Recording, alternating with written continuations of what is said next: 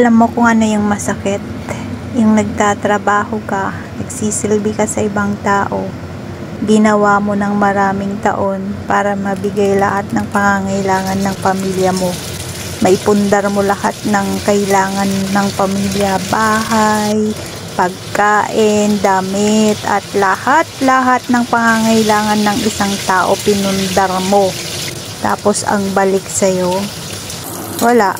Ikaw pa yung nagmukhang mayabang, ikaw pa yung nagdadamot na ngayon, ikaw pa yung mali, ikaw pa yung nagawang lokohin.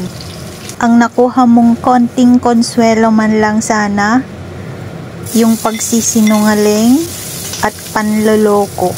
Habang tuloy-tuloy kang nagtatrabaho, tuloy-tuloy kang gumagastos, nakalimutan mong mag-ipon para sa sarili mo. Yun pala, wala kang aasahan. Sa huli, wala nang lahat sa'yo. Kasi, ibinigay mo lahat-lahat, di ka nagtira. Kung deserve ko man lahat ng to, tatanggapin ko, kakayanin ko. At least ngayon, alam ko na kung ano nangyayari sa paligid ko.